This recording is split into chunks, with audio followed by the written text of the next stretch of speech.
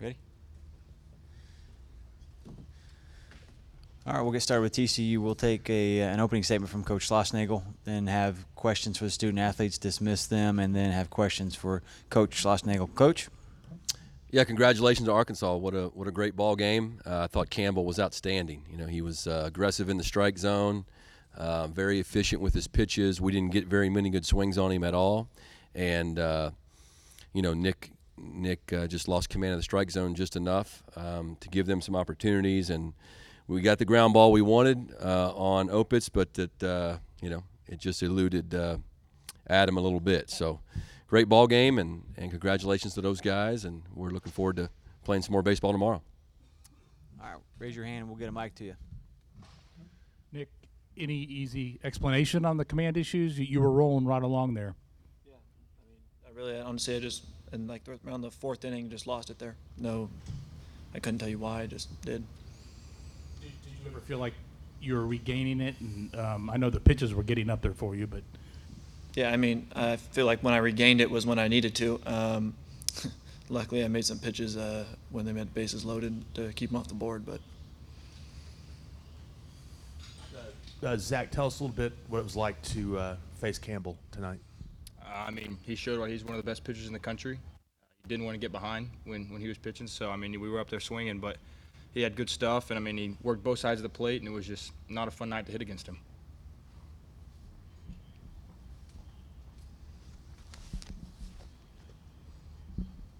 what makes him so effective? He's got really good velocity. He's got two really good breaking balls, a really good off speed in general. And so when he can throw all four of those for strikes, you can't really eliminate anything, and you got to be on your toes and ready for whatever he's going to throw at you. And a good pitcher like that, good pitching beats good hitting. So.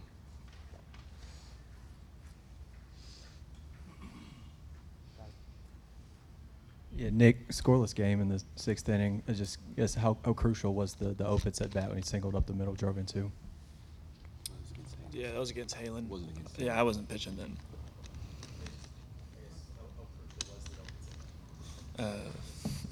Obviously really crucial. It scored runs. Broke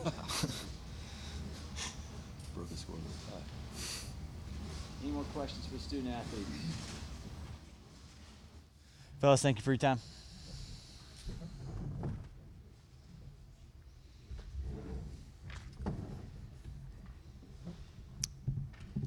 All right, same thing for Coach Schlossnagel. Raise your hand, we'll get a mic to you. Bob? Jim Opitz is like a 240 hitter and a 9-hole guy. He had game-winning hits in a couple SEC games. What was the scouting report on him? I guess just how much credit do you give him for an at-bat like that? I give him a lot of credit. It doesn't matter what – 240 hitter, but, he's an experienced player, competitive at-bats.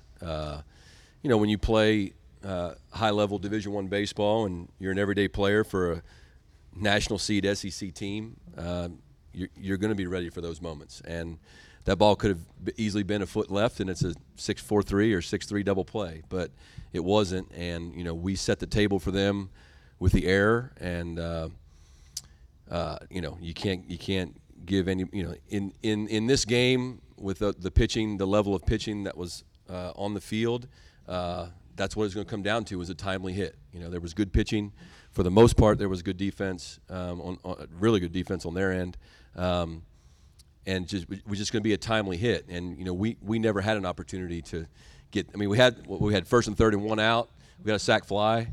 That's where, we needed a ball in the gap, which is it's hard to get off a guy like Campbell. So, but, yeah, that was a big hit. And that's how you win championships. That's why they played for a national title last year. They know how to win baseball games. And TCU does too, but they're an excellent team.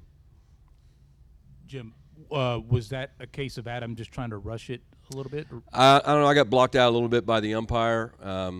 He shouldn't have been trying to rush it because there was no double play to be made. But sometimes the replay is awesome and sometimes it stinks. Jim, has Nick? Have you seen Nick struggle with his command like that before? No, not lately. He's been awesome, and he's had a lot of extra rest. The last two starts have been on 1 day's less rest between the Texas Tech weekend and then the conference tournament. I don't think it had anything to do with the crowd. If anything, I think he was really fired up in the first inning, and I think that he hadn't thrown 97, 98 miles an hour in a long time, since maybe the third or fourth week of the season. So I think if the crowd had any effect, it had him maybe spend a little bit too much energy in the first inning, and then he kind of came down off of that. But you have to give them credit too. They weren't just hacking up there, facing good hitters. You got to throw the ball in the strike zone, or they're not going to swing at it. Who do you start tomorrow? Haven't decided yet. More than likely will not be Janzik. I mean, we still want to try and win this thing, and that doesn't mean that it's going to be it's an uphill battle for sure. But we're going to talk a little bit as a staff. But it could be Eisler. What did you think of Cronin? Great battle at the end to the last batter. Yeah, he needs to be pitching in a higher league. Yeah, pretty awesome. We've had those kind of guys in the past, not left-handed, but we've had the All-American closer. We had one of the best ones in the country for 3 years in Durbin Feltman, and it's fun when you have a guy coming out there throwing that hard and throwing strikes. So he's awesome. It's fun to watch. It's not fun to watch in our dugout. What do you think of Trevor Ezell? He had a really good at bat, I thought, to start the game, even though he made an out. I think it was 7, and then he had 3 doubles. I know one guy was lost in the lights. What did you think of him going 4 for 5, I guess? Yeah, I mean, obviously he's a guy that makes them go, and switch hitter, good from both sides. Tough to, I haven't looked at his numbers lately. Doesn't punch out much. You can tell he's a fighter, competitive player. Anybody that's, he's not the biggest guy playing first base for an SEC school, that tells you that he's a grinder, and he's a winning player, which they have a team full of those guys. Fletcher's that same kind of player. So that's why you play for national titles, and that's how you play for national titles. And he's a good one. Can you talk a little bit more about going to the pen there in the 6th? Yeah, I just felt like Nick was out of gas. We knew we were going to try and stay left-handed the whole game, because against those guys in the middle of the order, and even though you stay left-handed, we threw a kind of a different lefty, and hoping that Halen could get some ground balls, which he did. He got the comebacker, which we dropped. He got a ground ball single to the left, and then he got a ground ball up the middle. So it just wasn't meant to be. And then I thought Cal did a great job, and Augie did awesome. So we were in the game. We had a chance. We were the home team. We had a chance in the 9th inning against a great closer. But he did a nice job. So, I'm okay with how everything went in that ball game from our standpoint, from a pitching standpoint, with the exception of wish Lodolo could have gone deeper in the ball game. Matt? In your opening comments, you mentioned that you couldn't get a good swing on Campbell. I wonder if you could maybe expound on that a little bit, what he was doing. Yeah, he's just, he throws with great angle, the angle to the baseball, and so obviously you're trying to see his fastball up and stay on the fastball, and that's what we were preaching. Is I think every single hitter in the game against him got a fastball to hit, but it's a lot easier said than done when he starts sticking the curveball and slider and multiple pitches, and that gets in the head of a hitter if you try and guess a little bit, and then Coach Hobbs doing a great job calling a game over there.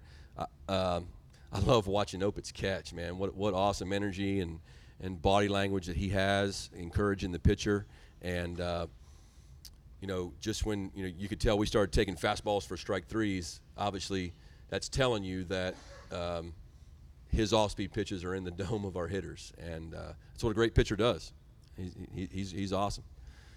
Thank goodness he can't pitch again this weekend. So maybe we'll get to play the Razorbacks again. But Central Connecticut's played great today, so nothing's guaranteed.